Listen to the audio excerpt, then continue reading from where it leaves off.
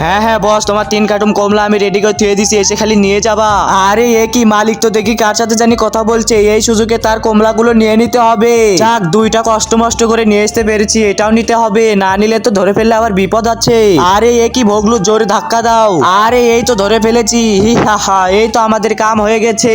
আরে আরে এ ভাই তাড়াতাড়ি নামো, মালিক দেখলে আমাদের আবার হাড্ডি মাড্ডি গুঁড়ো করে ফেলবে।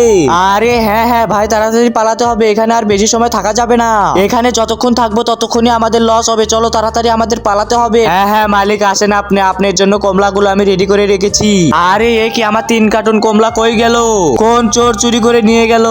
আরে এ কি, কোথাও তো খুঁজে পাচ্ছি না আমার কমলাগুলো।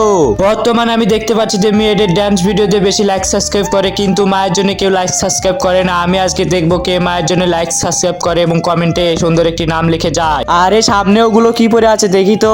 আরে এই তো কমলা। আরে এই ড্রাম কোথা থেকে আসলো? আমি তো এই ড্রাম কখনোই লাগাইনি, মনে হয় এই ড্রাম দিয়ে আমার কমলাগুলো চুরি করে নিয়ে গেছে। আমি এখন বসকে কিভাবে কমলাগুলো দিব?